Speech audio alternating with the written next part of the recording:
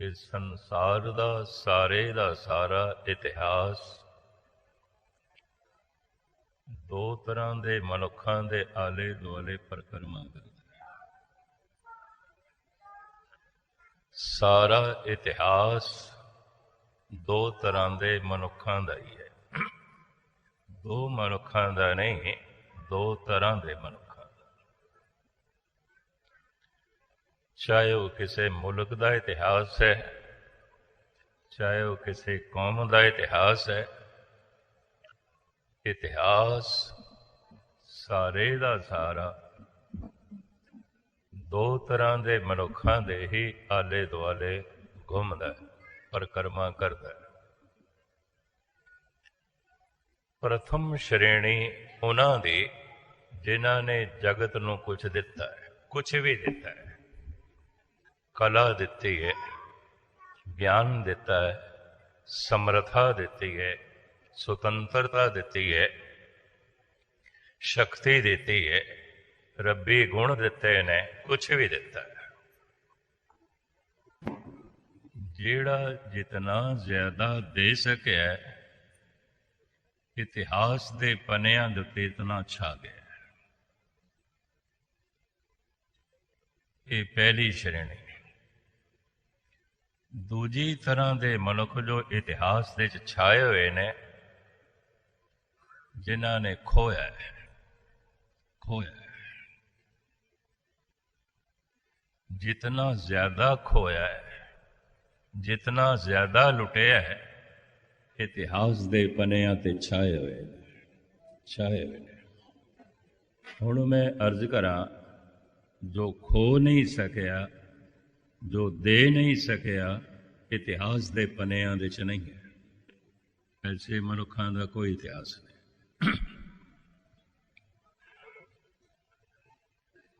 तरक खड़ी होवेगी, देण वालियां दा इतिहास है, खोण वालियां दा क्यों है? जे राम की कथा है तो राक्षसां दी रावण की कथा भी है। जे इतिहास दे श्री कृष्ण छाए हुए ने तो कंस भी मौजूद है, जरासंध भी मौजूद है, दुर्योधन भी मौजूद है। जे इतिहास के पन्नियां दे उत्ते मुहम्मद साहब हैगे ने, हसन ते हुसैन है, तो मैं अर्ज करा यजीद भी छाया होया है, जिन्हें उसने बच्चों को शहीद कर दिता। इतिहास जे धन गुरु नानक देव जी महाराज का है तो बाबर का भी है। बाबर भी छाया हुआ है इतिहास से। अगर इतिहास गुरु अर्जन देव जी महाराज का है तो इतिहास जहांगीर का भी है। अगर इतिहास गुरु तेग बहादुर साहब ते धन गुरु गोबिंद सिंह जी महाराज का है, उतना ही इतिहास औरंगजेब का भी है, सूबा सरहंद का भी है। हैरानगी होगी, जिन्होंने जगत को दिता है, साहित्यकारां ने, इतिहासकारां ने, कलम के धनिया ने, दिमाग के धनिया ने उन्होंने उत्ते मेहनत की है, उन्होंने जीवन शैली लिखी है। खोण वालियां दी क्यों लिखी है? हलाकू का भी इतिहास है, चंगेज खान का भी इतिहास है, हिटलर का भी इतिहास है जो 2.5 करोड़ बंदियां का कातल है। इतिहास ये भी छाए हुए हैं। दरअसल देण वास्ते कोई समर्था ते शक्ति चाहिए। कोल ही कुछ नहीं ते देगा कि खाक। शक्तिशाली मनुख ही जगत को कुछ दे सकता है। ध्यान नाल सुनना, शक्तिशाली मनुख ही कुछ खो सकता है। देण वास्ते शक्ति चाहिए, खोण वास्ते भी शक्ति चाहिए। कमजोर मनुख जगत को कुछ भी नहीं दे सकता। कमजोर मनुख जगत कोलों कुछ खो भी नहीं सकता। इस वास्ते कमजोर मनुख, कमजोर कौमा, कमजोर देश इतिहास दे कोई खास थां नहीं रखते।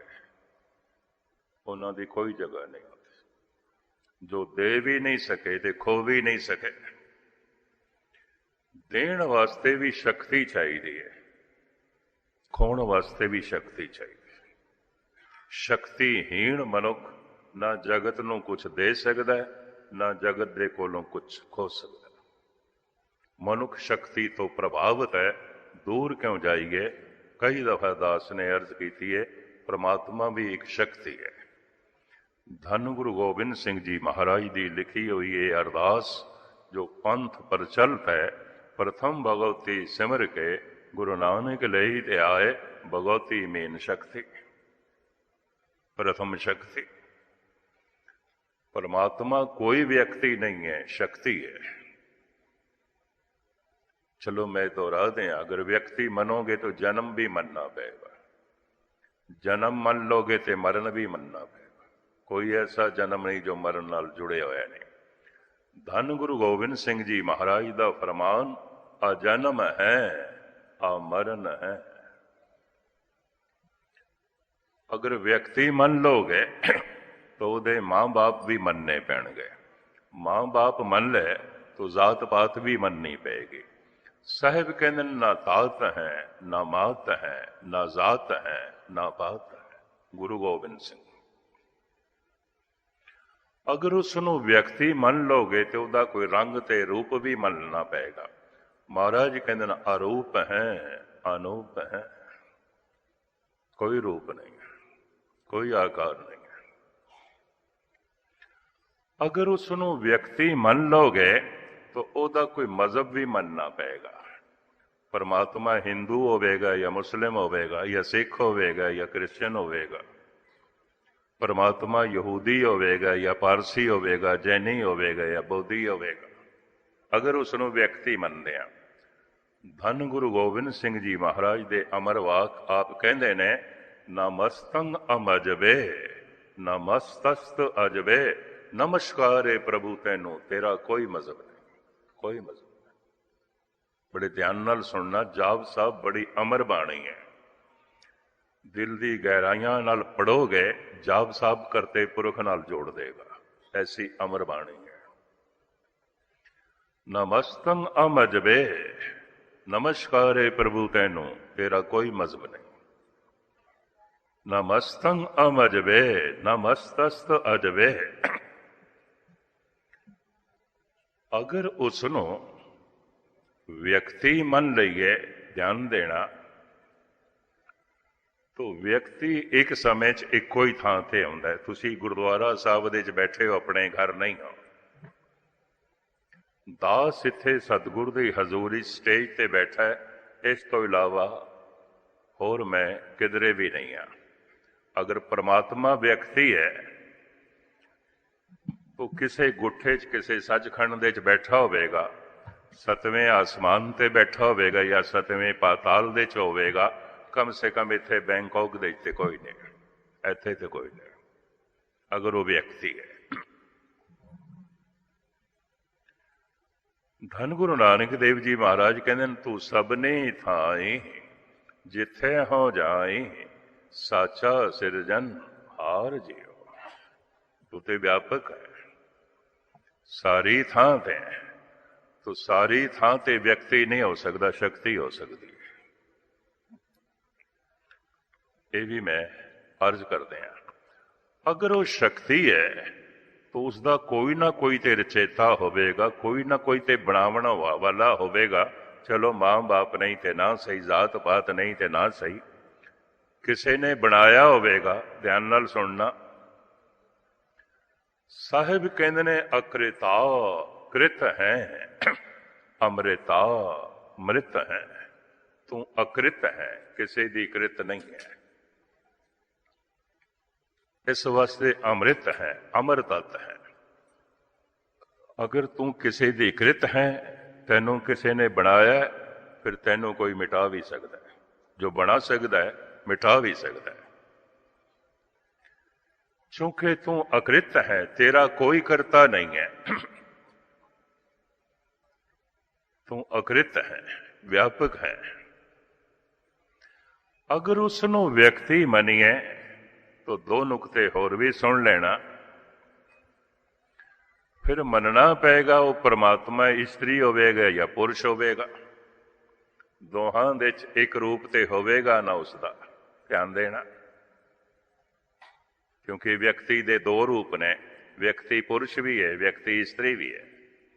अगर परमात्मा व्यक्ति है तो या फिर पुरुष होवेगा या फिर स्त्री होवेगा। तो धन गुरु नानक देव जी महाराज दे बोल सरवण करो। पातशाह कहते ने, सुन मंडल एक जोगी बैसे। सुन मंडल, जद मन निर्विचार हो जाए, विचार सारे शांत हो जाए, उस निर्विचार अवस्था दे च निरंकार जिहदा कोई आकार नहीं, ਉਹ ਝਲਕਦਾ ਹੋਇਆ ਦਿਖਾਈ ਦਿੰਦਾ ਹੈ। ਦਰਅਸਲ ਸਾਡੇ ਵਿਚਾਰਾਂ ਦੇ ਬੱਦਲ ਉਸ ਸੂਰਜ ਨੂੰ ਦ੍ਰਿਸ਼ਮਾਨ ਨਹੀਂ ਹੋਣ ਦਿੰਦੇ।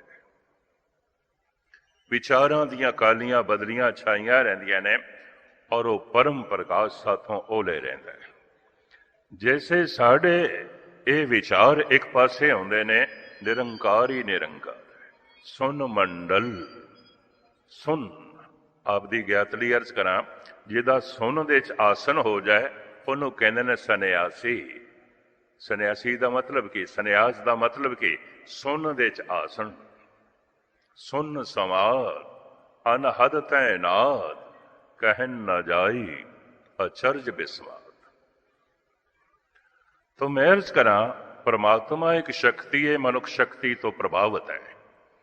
शक्तिशाली मनुख जगत नूं कुछ दे सकता है, शक्तिशाली मनुख जगत कोलों कुछ खो सकता है। कमजोर मनुख ना खो सकता है, कमजोर मनुख ना दे सकता है। इस वास्ते इतिहास दे ताकतवर शक्ति छाई हुई है और परमात्मा भी एक शक्ति है, परम शक्ति है। सुन मंडल एक जोगी वैसे, नार ना पुरख कहो को कैसे। कोई स्त्री ते पुरुष नहीं है। फिर की है? त्रिभुवन जोत रहे लिवलाई, सुर नर नाथ सचे सरनाई। तो हुण मैं अर्ज करा, दुनिया का सारे का सारा इतिहास दो तरह के मनुखों का, तीजे मनुख का कोई इतिहास नहीं। जो जगत नूं जितना ज्यादा दे सके संसार दे इतिहास दे पन्नियां ते उतना छा गया है। शक्ति दिती होवे, कला दिती होवे, ज्ञान दिता होवे, गुण दिते होवन, सुतंत्रता दिती होवे, शक्ति दिती होवे, मोक्ष दिता होवे, कुछ भी दिता होवे, पदार्थ दिते होवन, धन संपदा दिती होवे, जितना ज्यादा दे सके इतिहास दे पन्नियां ते उतना छा गया है, उतना छा गया। और जो जितना ज्यादा खो सके इतिहास दे पन्नियां ते उतना ज्यादा छा गया। मैं फिर अर्ज करा, तर्क खड़ी होवेगी। देण वालियां दा इतिहास है, पढ़दे हां सी, लेकिन हैरानगी की गल है, इतिहासकारां ने, कलम दे धनियां ने, दिमाग दे धनियां ने, जिन्हां ने खोया है उन्हां दा इतिहास क्यों लिखिया है। मैं फिर अर्ज करा, कमजोर मनुख ना कुछ दे सकता है, कमजोर मनुख ना ही कुछ खो सकता है। बड़े ध्यान देना, ना ही कमजोर मनुख जगत नूं कुछ दे सकता है ही नहीं। हथ दे कुछ ते देगा कि, और हाथ दे कोई शक्ति नहीं है तो खोएगा किस तरह। देण वास्ते भी शक्ति चाहिए है, खोण वास्ते भी शक्ति चाहिए है। मनुख शक्ति तो प्रभावित है, शक्तिशाली मनुखों का इतिहास है। हुण दूजा नुकता, दूजा पैरा मैं थोड़े सामने रखा। ये जिहड़े देण वाले ने, विद्वानां ने इन्हां नूं तीन हिस्सियां दे च वंडिया है, भगत, सूरबीर ते दानी। ये तीन ने। हुण मैं अर्ज करा, खोण वालियां दियां श्रेणियां भी तीन ने, कातल, डकैत, दुराचारी, बलात्कारी। देण वाले भी तीन ने, भगत, सूरबीर ते दानी। भगत, भगत दा होना ही काफी है।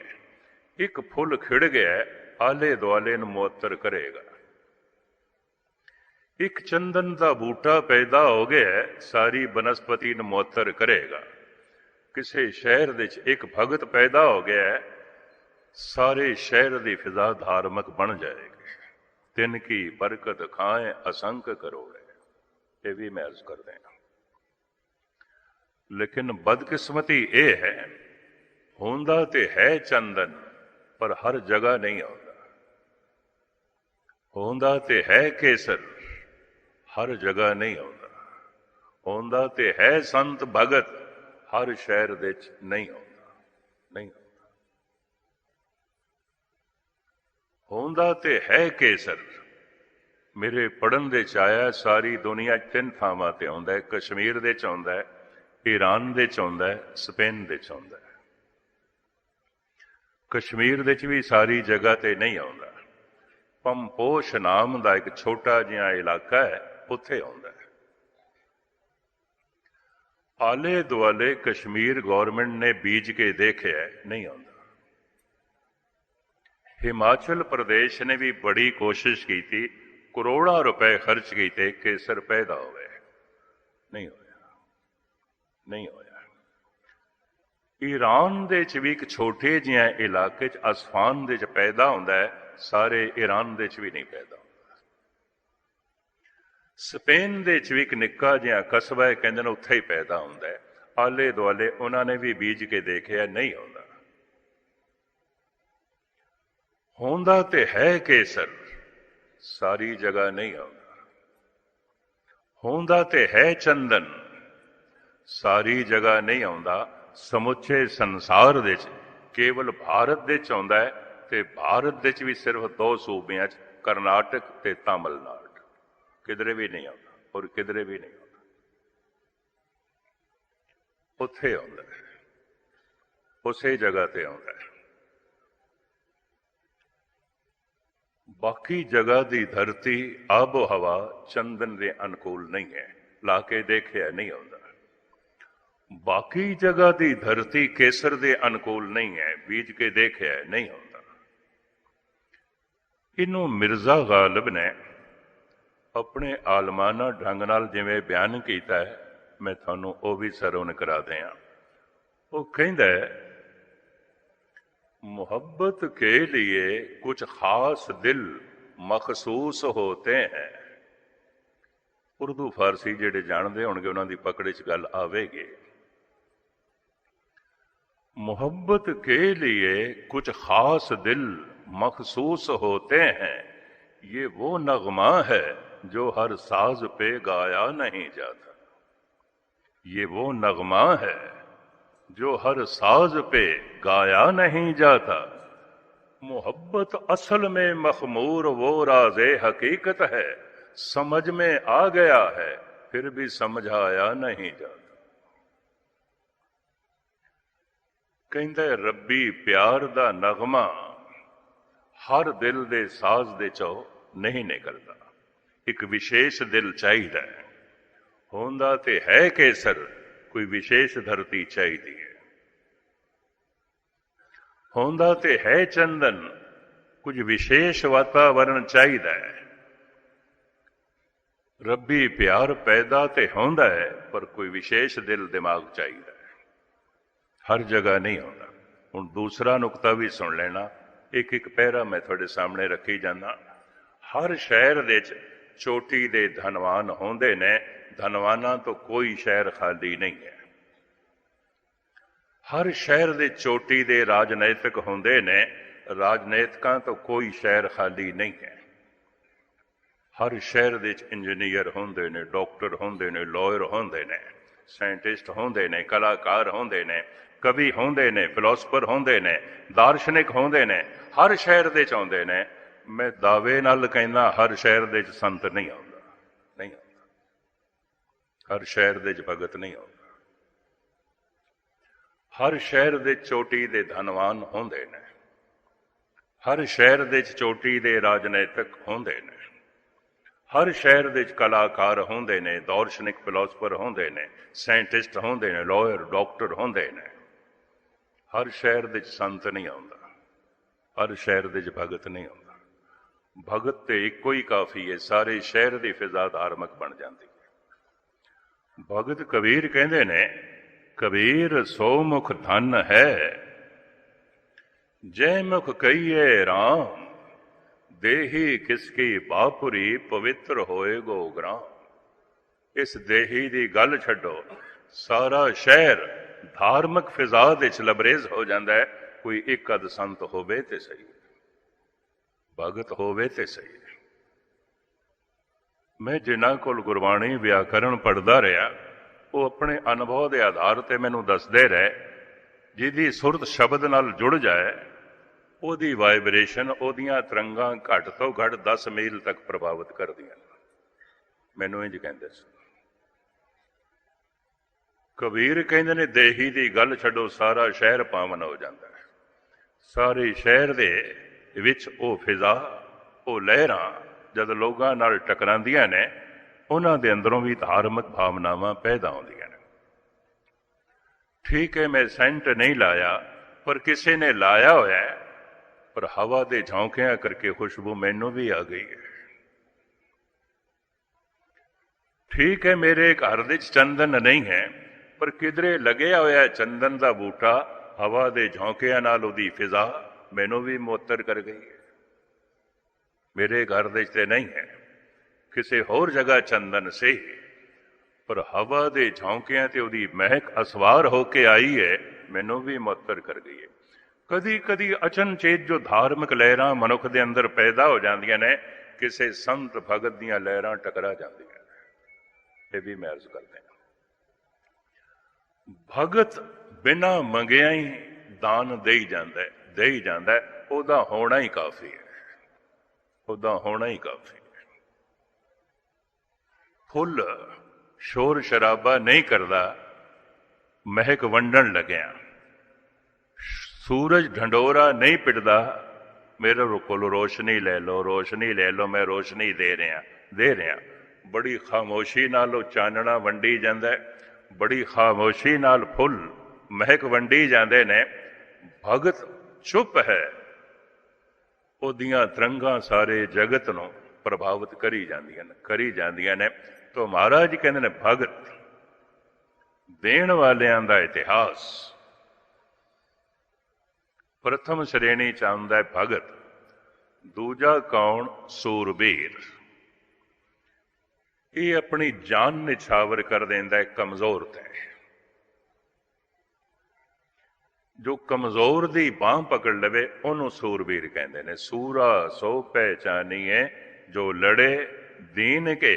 इत्थे दीन दे अर्थ की करोगे? ये दीन शब्द संस्कृत दा है, ये अर्थ ने निमाणा, निताणा, कमजोर। दीन शब्द अरबी फारसी का होवे, उर्दू का होवे, ये अर्थ बनते ने मजहब धर्म। दीन बिसारे हो रे दीवाने, दीन बिसारे हो रे, इत्थे दीन दे अर्थ धर्म है। सूरा सो पहचानिए जो लड़े दीन के हेत, इत्थे दीन दे अर्थ कमजोर, लागर, निमाणा, तमण। जो कमजोर दी बांह तोड़ देवे जालिम है, जो कमजोर दी बांह पकड़ लवे सूरबीर है। सूरबीर है। संसार दे कमजोर दा पक्ष कोई विरला ही लैंदा है। ये भी मैं अर्ज कर, कमजोर दे पक्ष च कौन खड़ा हुंदा है? कश्मीर दा ब्राह्मण कमजोर हो गया सी, सारे भारत दे धन गुरु तेग बहादुर साहब जी महाराज तो बिना किसी ने बांह नहीं पकड़ी, उन्होंने नहीं पकड़ी। कोई महान सूरबीर बहादुर तेग बहादुर, कोई बहादुर ही बांह पकड़ सकता है, कमजोर बांह नहीं पकड़ सकता। संत ते बड़े सन, अपने आप को भगत योगी सन्यासी कहलाण वाले बड़े सन, पर कमजोर दी बांह पकड़न वाले ते केवल धन गुरु तेग बहादुर साहब। सूरबीर किसनों कहते ने? जो कमजोर दी बांह पकड़ लवे ते कमजोर दी खातर अपने आप को निछावर कर देवे, कुर्बान कर देवे।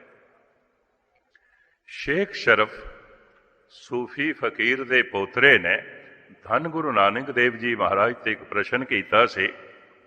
फकीरी चीस्त जन्म साखी दे बोल ने, गुरु नानक देव जी महाराज की जन्म साखी, ओदे बोल फकीरी चीस्त ਫਕੀਰੀ ਕਿਸ ਨੂੰ ਕਹਿੰਦੇ ਨੇ? ਫਕੀਰ ਕੌਣ ਹੈ? ਤਾਂ ਉੱਥੇ ਧੰਨ ਗੁਰੂ ਨਾਨਕ ਦੇਵ ਜੀ ਮਹਾਰਾਜ ਸ਼ੇਖ ਸ਼ਰਫ ਸੂਫੀ ਫਕੀਰ ਦੇ ਪੋਤਰੇ ਨੂੰ ਸਮਝਾਉਂਦੇ ਹੋਇਆ ਕਹਿੰਦੇ ਨੇ, ਇਬਤਦਾਏ ਫਕੀਰੀ ਫਨਾ ਅਸਤ, ਇੰਤਹਾਏ ਫਕੀਰੀ ਬਕਾਸਤ। ਕਿਸੇ ਉੱਚੇ ਆਦਰਸ਼ ਲਈ ਆਪਣੇ ਆਪ ਨੂੰ ਮਿਟਾ ਦੇਣਾ, ਕੁਰਬਾਨ ਕਰ ਦੇਣਾ, ਹਮੇਸ਼ਾ ਲਈ ਅਮਰ ਤੱਤ ਦੇ ਚ ਲੀਨ ਹੋ ਜਾਣਾ, ਬਸ ਇਸੇ ਨੂੰ ਫਕੀਰੀ ਕਹਿੰਦੇ। ਹੋਰ ਕਿਸ ਨੂੰ ਫਕੀਰ ਕਹਿੰਦੇ? ਹੋਰ ਕਿਸ ਨੂੰ ਸੰਤ ਕਹਿੰਦੇ? ਦੁਨੀਆ ਦੇ ਵਿੱਚ ਕਹਿੰਦੇ ਨੇ ਹਰ ਮਨੁੱਖ ਨੂੰ ਹੀਰੇ ਦੀ ਪਰਖ ਨਹੀਂ ਆਉਂਦੀ। ਵੇਚਣ ਵਾਸਤੇ ਹੀਰਾ ਲੈ ਗਿਆ ਸੀ ਮਰਦਾਨਾ, ਕਿਸੇ ਨੇ ਕਿਹਾ 2 ਮੂਲੀਆਂ ਲੈ ਲੈ, ਕਿਸੇ ਨੇ ਕਿਹਾ 2 ਲੱਡੂ ਲੈ ਲੈ, ਹਲਵਾਈ ਦੀ ਦੁਕਾਨ ਤੇ ਗਿਆ। ਪਰ ਸਾਲਸਰਾਏ ਜੌਰੀ ਕੋਲ ਗਿਆ, ਉਹਨੇ ਥੈਲੀ ਅੱਗੇ ਰੱਖ ਦਿੱਤੀ, ਕਹਿਣ ਲੱਗੇ ਨਜ਼ਰਾਨਾ ਹੈ, ਮੁੱਲ ਨਹੀਂ ਹੈ। ਤੇ ਜੇ ਹੀਰੇ ਦੀ ਹਰ ਇੱਕ ਨੂੰ ਸਮਝ ਨਹੀਂ, ਜੋ ਇੱਕ ਪੱਥਰ ਹੈ ਚਮਕਦਾ ਹੋਇਆ, ਗੁਸਤਾਖੀ ਮਾਫ, ਸੰਤ ਦੀ ਹਰ ਇੱਕ ਨੂੰ ਸਮਝ ਨਹੀਂ ਹੈ। ਪਖੰਡ ਦੀ ਸਮਝ ਹੋਵੇਗੀ, ਸੰਤ ਦੀ ਸਮਝ ਨਹੀਂ ਹੈ। ਇਹਦੇ ਉੱਤੇ ਮੈਂ ਜਿਹੜੀ ਦਲੀਲ ਦੇਣਾ ਉਹਨਾਂ ਧਿਆਨ ਨਾਲ ਸੁਣ ਲੈਣਾ। ਇੱਕ ਬੱਚੇ ਨੂੰ ਕੀ ਪਤਾ ਜਵਾਨੀ ਕੀ ਆਉਂਦੀ ਹੈ? ਭਾਵੇਂ ਜਵਾਨ ਉਹਦਾ ਪਿਓ ਹੋਵੇ, ਭਾਵੇਂ ਜਵਾਨ ਉਸਦਾ ਭਰਾ ਹੋਵੇ, ਭਾਵੇਂ ਜਵਾਨਾਂ ਨੂੰ ਉਹ ਦੇਖਦਾ ਹੈ, ਪਰ ਇੱਕ ਮਾਸੂਮ ਬੱਚੇ ਨੂੰ ਕੁਝ ਵੀ ਨਹੀਂ ਪਤਾ ਜਵਾਨੀ ਕੀ ਹੈ, ਜਵਾਨ ਦੀ ਵਾਸ਼ਨਾ ਕੀ ਹੈ, ਜਵਾਨ ਦੀ ਉਮੰਗ ਕੀ ਹੈ, ਜਵਾਨ ਦੀ ਤਰੰਗ ਕੀ। ਇੱਕ ਬੱਚੇ ਨੂੰ ਕੀ ਪਤਾ? ਜਵਾਨ ਹੋ ਕੇ ਹੀ ਪਤਾ ਚੱਲਦਾ ਹੈ ਜਵਾਨੀ ਕੀ ਹੈ। ਔਰ ਇੱਕ ਜਵਾਨ ਨੂੰ ਕੀ ਪਤਾ ਬੁਢੇਪਾ ਕੀ ਆਉਂਦਾ ਹੈ? ਬੁਢੇਪਾ ਕੀ ਆਉਂਦਾ ਹੈ? ਭਾਵੇਂ ਬੁੱਢਾ ਉਹਦਾ ਪਿਤਾ ਹੋਵੇ, ਉਹਦਾ ਦਾਦਾ ਹੋਵੇ, ਭਾਵੇਂ ਬੁੱਢੇ ਉਹਦੇ ਸਾਹਮਣੇ ਬੈਠੇ ਹੋਣ, ਪਰ ਇੱਕ ਜਵਾਨ ਨੂੰ ਕੀ ਪਤਾ ਬੁਢੇਪਾ ਕੀ ਹੁੰਦਾ, ਉਹਦੀ ਕਮਜ਼ੋਰੀ ਕੀ ਹੈ, ਮਜਬੂਰੀ ਕੀ ਹੈ, ਬੁਢੇਪੇ ਦੀਆਂ ਖੂਬੀਆਂ ਕੀ ਨੇ, ਮਹਾਨਤਾ ਕੀ ਹੈ। ਇੱਕ ਜਵਾਨ ਨੂੰ ਕੀ ਪਤਾ ਹੈ? ਬੁੱਢੇ ਹੋ ਕੇ ਹੀ ਪਤਾ ਚੱਲਦਾ ਹੈ ਬੁਢੇਪਾ ਕੀ ਹੈ। ਗੁਸਤਾਖੀ ਮਾਫ, ਇੱਕ ਬੁੱਢੇ ਨੂੰ ਕੀ ਪਤਾ ਹੈ ਮੌਤ ਕੀ ਹੁੰਦੀ ਹੈ, ਮਰਨਾ ਕੀ ਹੁੰਦਾ ਹੈ, ਮੌਤ ਕੀ ਹੁੰਦੀ ਹੈ। ਭਾਵੇਂ ਲਾਸ਼ਾਂ ਉਸਨੇ ਸੈਂਕੜੇ ਦੇਖੀਆਂ ਹੋਣ, ਭਾਵੇਂ ਸੈਂਕੜੇ ਮੁਰਦਿਆਂ ਨੂੰ ਮੋਢੇ ਤੇ ਚੁੱਕ ਕੇ ਸ਼ਮਸ਼ਾਨ ਘਾਟ ਲੈ ਕੇ ਆਵੇ, ਇੱਕ ਬੁੱਢੇ ਨੂੰ ਕੀ ਪਤਾ ਹੈ ਮੌਤ ਕੀ ਆਉਂਦੀ ਹੈ। ਮਰ ਕੇ ਹੀ ਪਤਾ ਚੱਲਦਾ ਹੈ ਮੌਤ ਕੀ ਆਉਂਦੀ ਹੈ। ਦਰਅਸਲ ਸੰਤ ਹੋ ਕੇ ਹੀ ਪਤਾ ਚੱਲਦਾ ਹੈ ਸੰਤ ਕਿਹਨੂੰ ਕਹਿੰਦੇ, ਉਂਝ ਨਹੀਂ ਪਤਾ ਚੱਲਦਾ। ਇਹ ਵੱਡ ਉੱਚਾ ਹੋਵੇ ਕੋਏ, ਤਿਸ ਉੱਚੇ ਕੋ ਜਾਣੇ ਸੋਏ। ਕਿਸੇ ਵਕਤ ਮੈਂ ਖੋਲਾਂਗਾ ਤੁਹਾਡੇ ਸਾਹਮਣੇ, ਰੱਬ ਵਰਗਾ ਸੁਭਾਅ ਪ੍ਰਾਪਤ ਕਰਕੇ ਹੀ ਪਤਾ ਚੱਲਦਾ ਹੈ ਰੱਬ ਕਿਹਨੂੰ ਕਹਿੰਦੇ ਨੇ, ਪਰਮਾਤਮਾ ਕਿਹਨੂੰ ਕਹਿੰਦੇ ਨੇ। ਇਹ ਵੱਡ ਉੱਚਾ ਹੋਵੇ ਕੋਏ, ਤਿਸ ਉੱਚੇ ਕੋ ਜਾਣੇ ਸੋਏ। ਜਿਸ ਦਿਨ ਮਨੁੱਖ ਸਚਿਆਰ ਹੋ ਜਾਂਦਾ ਹੈ, ਉਹ ਦਿਨ ਸੱਚ ਦਾ ਪਤਾ ਚੱਲਦਾ, ਉਸ ਤੋਂ ਪਹਿਲੇ ਸੱਚ ਦਾ ਨਹੀਂ ਪਤਾ ਚੱਲਦਾ। ਕਬੀਰ ਕਹਿੰਦੇ ਨੇ, ਬਿਗੜਿਓ ਕਬੀਰਾ ਰਾਮ ਦੁਹਾਈ, ਸਾਚ ਭਇਓ ਅਨ ਕਤੇ ਨਾ ਜਾਈ। ਕਬੀਰ ਕਹਿੰਦੇ ਨੇ, ਸੰਤਾਂ ਦੀ ਸੰਗਤ ਕਰਕੇ ਮੈਂ ਸੱਚ ਹੋ ਗਿਆ, ਸਾਚ ਭਇਓ, ਮੈਂ ਤੇ ਸੱਚ ਹੋ ਗਿਆ। ਹੁਣ ਸੱਚ ਤੇ ਪਰਮਾਤਮਾ ਹੈ। ਕਬੀਰ ਕਹਿੰਦੇ ਨੇ ਆਪਾਂ ਵੀ ਸੱਚ ਹੋ ਗਏ। ਠੀਕ ਹੈ, ਆਪਾਂ ਬੂੰਦ ਸੀ, ਕਬੀਰ ਕਹਿੰਦੇ ਨੇ ਬੂੰਦ ਸੀ, ਪਰ ਹੁਣ ਆਪਾਂ ਸਾਗਰ ਹਾਂ, ਹੁਣ ਸਾਗਰ ਦੇ ਚ ਲੀਨ ਹੋ ਗਏ, ਹੁਣ ਅਸੀਂ ਬੂੰਦ ਨਹੀਂ ਰਹੇ।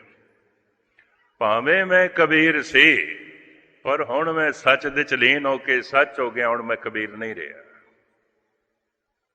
ਹੁਣ ਤੇ ਮੈਂ ਸੱਚ ਹੋ ਗਿਆ। ਸਾਚ ਭਇਓ ਅਨ ਕਥੇ ਨਾ ਜਾਈ। ਸੱਚ ਦੇ ਚ ਲੀਨ ਹੋ ਕੇ ਹੀ ਪਤਾ ਚੱਲਦਾ ਹੈ ਸੱਚ ਕੀ ਹੈ। ਪਰਮਾਤਮਾ ਹੋ ਕੇ ਹੀ ਪਤਾ ਚੱਲਦਾ ਹੈ ਪਰਮਾਤਮਾ ਕੀ ਹੈ। ਸੰਤ ਹੋ ਕੇ ਹੀ ਪਤਾ ਚੱਲਦਾ ਹੈ ਸੰਤ ਬਣਾ ਕੀ ਹੈ। ਇਸ ਤੋਂ ਪਹਿਲੇ ਮਨੁੱਖ ਧੋਖਾ ਖਾਂਦਾ ਰਹੇਗਾ, ਖਾਂਦਾ ਹੀ ਰਹੇਗਾ, ਖਾਂਦਾ ਹੀ ਰਹੇਗਾ। ਇਸ ਵਾਸਤੇ ਸਤਿਗੁਰਾਂ ਨੇ ਸਾਨੂੰ ਇਸ ਤਰ੍ਹਾਂ ਦੀ ਖੋਜ ਤੋਂ ਮਨਾ ਕਰ ਦਿੱਤਾ। ਸੁਰਤ ਨੂੰ ਸ਼ਬਦ ਨਾਲ ਜੋੜੋ, ਸੰਤ ਹੋ ਜਾਓਗੇ ਤੇ ਫਿਰ ਪਤਾ ਚੱਲ ਜਾਏਗਾ ਸੰਤ ਕਿਹਨੂੰ ਕਹਿੰਦੇ ਨੇ। ਸਿੱਖ ਦਾ ਸਨਮਾਨ ਕਰੀ ਜਾਓ, ਕੋਈ ਗੱਲ ਉਹ ਗੱਲ ਵੱਖਰੀ ਹੈ। ਸੰਤ ਬਣ ਕੇ ਤੁਹਾਨੂੰ ਪਤਾ ਚੱਲ ਜਾਏਗਾ ਸੰਤ ਕੌਣ ਹੈ। ਇਹ ਵੱਡ ਉੱਚਾ ਹੋਵੇ ਕੋਏ, ਇਸ ਉੱਚੇ ਕੋ ਜਾਣੇ ਸੋਏ। ਗੁਰਬਾਣੀ ਦੀਆਂ ਪੰਕਤੀਆਂ ਮੈਂ ਤੁਹਾਡੇ ਸਾਹਮਣੇ ਜੋ ਹੈ ਰੱਖਦਾ ਪਿਆ।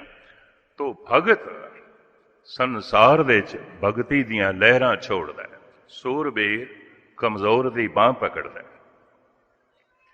ਦਾਨੀ ਜਿੱਥੇ ਜਿੱਥੇ ਲੋੜ ਹੈ ਆਪਣੇ ਧਨ ਨੂੰ ਖਰਚ ਕਰਦਾ ਹੈ, ਸ਼ੋਮ ਨਹੀਂ ਕਰ ਸਕਦਾ। ਦੇਣ ਦੇ ਵਿਰਤੀ। ਹੁਣ ਮੈਂ ਅਰਜ਼ ਕਰਾਂ, ਇਹ ਦੇਣ ਵਾਲੇ ਤਿੰਨ ਤਰ੍ਹਾਂ ਦੇ ਨੇ, ਭਗਤ, ਸੂਰਬੀਰ ਤੇ ਦਾਨੀ। ਖੋਣ ਵਾਲੇ ਵੀ ਤਿੰਨ ਤਰ੍ਹਾਂ ਦੇ ਨੇ, ਡਕੈਤ, ਕਾਤਲ ਤੇ ਦੁਰਾਚਾਰੀ। ਅਗਰ ਕੋਈ ਬੰਦਾ ਕਹੇ ਮੈਂ ਖਤਰੇ ਦੇ ਚਾਂ, ਤਾਂ ਖਤਰਾ ਤਿੰਨ ਥਾਵਾਂ ਤੇ ਆਉਂਦਾ, ਚੌਥੀ ਥਾਂ ਤੇ ਕੋਈ ਖਤਰਾ ਨਹੀਂ। ਜਾਨ ਨੂੰ ਖਤਰਾ, ਮਾਲ ਨੂੰ ਖਤਰਾ, ਇੱਜ਼ਤ ਆਬਰੂ ਅਸਮਤ ਨੂੰ ਖਤਰਾ। ਹੋਰ ਕੀ ਖਤਰਾ ਹੁੰਦਾ ਹੈ? ਹੋਰ ਕਿਹੜਾ ਖਤਰਾ ਹੁੰਦਾ ਹੈ? ਹੋਰ ਕੋਈ ਖਤਰਾ ਨਹੀਂ ਆਉਂਦਾ। ਜੋ ਜਾਨ ਲਈ ਖਤਰਾ ਬਣ ਜਾਏ ਕਾਤਲ, ਜੋ ਮਾਲ ਲਈ ਖਤਰਾ ਬਣ ਜਾਏ ਡਕੈਤ, ਜੋ ਇੱਜ਼ਤ ਆਬਰੂ ਲਈ ਖਤਰਾ ਬਣ ਜਾਏ ਬਲਾਤਕਾਰੀ, ਦੁਰਾਚਾਰੀ। ਤੋ ਮੈਨੂੰ ਕਹਿਣ ਦੇਣਾ, ਇਤਿਹਾਸ ਭਗਤਾਂ ਦਾ ਹੈ ਜਾਂ ਡਕੈਤਾਂ ਦਾ ਹੈ? ਇਤਿਹਾਸ ਸੂਰਬੀਰਾਂ ਦਾ ਹੈ ਜਾਂ ਕਾਤਲਾਂ ਦਾ ਹੈ, ਜ਼ਾਲਮਾਂ ਦਾ ਹੈ? ਇਤਿਹਾਸ ਦਾਨੀਆਂ ਦਾ ਹੈ ਜਾਂ ਬਲਾਤਕਾਰੀਆਂ ਦਾ ਹੈ? ਇਤਿਹਾਸ ਦੇ ਵਿੱਚ ਇਹੀ ਛਾਏ ਹੋਏ ਨੇ। ਮੈਂ ਅਕਸਰ ਅਰਜ਼ ਕਰਦਾ ਹੁੰਦਾ, ਛੋਟਾ ਕਾਤਲ ਕਾਤਲ ਹੁੰਦਾ ਹੈ, ਵੱਡਾ ਕਾਤਲ ਡਿਕਟੇਟਰ ਕਹਿਲਾਂਦਾ ਹੈ, ਹੁਕਮਰਾਨ ਕਹਿਲਾਂਦਾ ਹੈ। 2.5 ਕਰੋੜ ਬੰਦਿਆਂ ਦਾ ਕਾਤਲ ਹੈ ਜੋ ਹੈ ਹਿਟਲਰ। ਕੋਈ ਉਸ ਨੂੰ ਕਾਤਲ ਨਹੀਂ ਕਹਿੰਦਾ, ਡਿਕਟੇਟਰ ਕਹਿੰਦਾ, ਹੁਕਮਰਾਨ ਕਹਿੰਦਾ। ਵੱਡੇ ਕਾਤਲ ਡਿਕਟੇਟਰ ਹੁੰਦੇ ਨੇ, ਛੋਟੇ ਕਾਤਲ ਕਾਤਲ ਹੁੰਦੇ ਨੇ। ਵੱਡੇ ਡਕੈਤ ਹੁਕਮਰਾਨ ਹੁੰਦੇ ਨੇ, ਛੋਟੇ ਡਕੈਤ ਡਕੈਤ ਹੁੰਦੇ ਨੇ। ਵੱਡੇ ਬਲਾਤਕਾਰੀ ਗੁਸਤਾਖੀ ਮਾਫ ਹੁਕਮਰਾਨ ਆਉਂਦੇ ਨੇ। ਜਦ ਮੈਂ ਇਸ ਤਰ੍ਹਾਂ ਦੀ ਕਥਾ ਕਰਦਾ, ਸਾਹਮਣੇ ਆ ਜਾਂਦੇ ਨੇ ਨਿਜ਼ਾਮ ਹੈਦਰਾਬਾਦ ਦੀਆਂ 600 ਬੇਗਮਾਂ ਸਨ, ਇੱਕ ਮਹਾਰਾਜੇ ਦੀਆਂ 400 ਰਾਣੀਆਂ ਸਨ। ਇਸ ਵਕਤ ਮਰਾਕਸ਼ ਦੇ ਨਵਾਬ ਦੀਆਂ 1000 ਬੇਗਮਾਂ ਨੇ। ਔਰ ਬਲਾਤਕਾਰੀ ਕਿਸ ਨੂੰ ਕਹਿੰਦੇ ਨੇ? ਔਰ ਕੌਣ ਹੁੰਦਾ ਹੈ? ਵੱਡੇ ਬਲਾਤਕਾਰੀ ਨਵਾਬ ਸਾਹਿਬ ਆਉਂਦੇ ਨੇ, ਮਹਾਰਾਜਾ ਸਾਹਿਬ ਆਉਂਦੇ ਨੇ। ਛੋਟੇ ਬਲਾਤਕਾਰੀ ਬਲਾਤਕਾਰੀ ਆਉਂਦੇ ਨੇ। ਛੋਟੇ ਡਕੈਤ ਡਕੈਤ ਆਉਂਦੇ ਨੇ, ਵੱਡੇ ਡਕੈਤ ਹੁਕਮਰਾਨ ਆਉਂਦੇ ਨੇ। ਇਤਿਹਾਸ ਇਹਨਾਂ ਦੋ ਤਰ੍ਹਾਂ ਦੇ ਮਨੁੱਖਾਂ ਦਾ, ਖੋਣ ਵਾਲਿਆਂ ਦਾ, ਦੇਣ ਵਾਲਿਆਂ ਦਾ। ਹੁਣ ਦੂਸਰਾ ਨੁਕਤਾ ਸੁਣੋ। ਜਗਤ ਨੂੰ ਦੇਂਦਾ ਕੌਣ ਹੈ? ਸੰਤੁਸ਼ਟ। ਖੋਂਦਾ ਕੌਣ ਹੈ? ਅਸੰਤੁਸ਼ਟ। ਅਸੰਤੁਸ਼ਟ ਮਨੁੱਖ ਹੋਵੇਗਾ। ਅਸੰਤੁਸ਼ਟ ਮਨੁੱਖ ਹਰ ਜਗ੍ਹਾ ਤੇ ਦੁਖੀ ਆਉਂਦਾ ਹੈ। ਸੰਤੁਸ਼ਟ ਮਨੁੱਖ ਹਰ ਹਾਲਤ ਵਿੱਚ ਔਰ ਹਰ ਜਗ੍ਹਾ ਤੇ ਸੁਖੀ ਆਉਂਦਾ ਹੈ। ਮੈਂ ਪੜ੍ਹ ਰਿਹਾ ਸੀ ਇੱਕ ਸੂਫੀ ਫਕੀਰ ਦੀ ਲਿਖੀ ਹੋਈ ਕਹਾਣੀ। ਉਹਨੇ ਇੱਕ ਦਾਸਤਾਨ ਲਿਖੀ ਹੈ, ਮੁਖਤਸਰ ਛੋਟੇ ਰੂਪ ਵਿੱਚ ਮੈਂ ਬਿਆਨ ਕਰਾਂ। ਇੱਕ ਬਾਦਸ਼ਾਹ ਨੇ ਸੋਚਿਆ, ਆਪਾਂ ਰਾਤ ਫਕੀਰ ਦੇ ਘਰ ਕੱਟਦੇ ਹਾਂ, ਦੇਖਦੇ ਹਾਂ ਕਿਵੇਂ ਰਹਿੰਦੇ ਨੇ, ਕਿਵੇਂ ਰਹਿੰਦੇ ਨੇ। ਫਕੀਰ ਦਾ ਇੱਕ ਛੋਟਾ ਜਿਹਾ ਆਸ਼ਰਮ ਸੀ, ਉਹਦੇ 'ਚ 3 ਝੁੱਗੀਆਂ ਸਨ। ਦੋਹਾਂ ਦੇ 'ਚ ਉਹਦੇ ਚੇਲੇ ਰਹਿੰਦੇ ਸਨ, ਇੱਕ ਦੇ 'ਚ ਆਪ ਰਹਿੰਦਾ ਸੀ। ਸਾਧਨਾ ਕਰਦੇ ਸਨ, ਭਿਕਸ਼ਾ ਮੰਗ ਕੇ ਗੁਜ਼ਾਰਾ ਚੱਲਦਾ ਸੀ। ਮੁਲਕ ਦਾ ਬਾਦਸ਼ਾਹ ਆਇਆ ਤੇ ਫਕੀਰ ਨੂੰ ਕਹਿੰਦਾ, ਮੈਂ ਰਾਤ ਅੱਜ ਤੁਹਾਡੇ ਕੋਲ ਕੱਟਣੀ ਹੈ। ਅੱਜ ਦੀ ਰਾਤ ਮੈਂ ਤੁਹਾਡੇ ਇਸ ਆਸ਼ਰਮ ਦੇ 'ਚ ਰਹਿਣਾ। ਅਸੀਂ ਆਸ਼ਰਮ ਕਹਿੰਦੇ ਹਾਂ, ਇਹ ਡੇਰਾ ਲਫ਼ਜ਼ ਅਰਬ ਤੋਂ ਆਇਆ ਹੈ। ਅਰਬ ਦੇ ਡੇਰਾ ਕਹਿੰਦੇ ਨੇ, ਇਸਲਾਮੀ ਸ਼ਬਦ ਹੈ, ਅਰਬੀ ਦਾ ਲਫ਼ਜ਼ ਹੈ, ਉੱਥੋਂ ਆਇਆ ਹੈ। ਮੈਂ ਤੁਹਾਡੇ ਡੇਰੇ 'ਚ ਰਹਿਣਾ ਹੈ। ਹੁਣ ਵਿਚਾਰਾ ਫਕੀਰ ਨਾ ਕਿਸ ਤਰ੍ਹਾਂ ਕਰੇ, ਕਹਿੰਦਾ ਠੀਕ ਹੈ। ਚੇਲੇ ਨੂੰ ਕਿਹਾ, ਤੁਸੀਂ ਦੋਵੇਂ ਇੱਕ ਜੋਗੀ 'ਚ ਗੁਜ਼ਾਰਾ ਕਰ ਲਓ, ਇੱਕ ਜੋਗੀ ਬਾਦਸ਼ਾਹ ਨੂੰ ਦੇ ਦਿਓ, ਇਹਨੇ ਰਾਤ ਇੱਥੇ ਕੱਟਣੀ ਹੈ।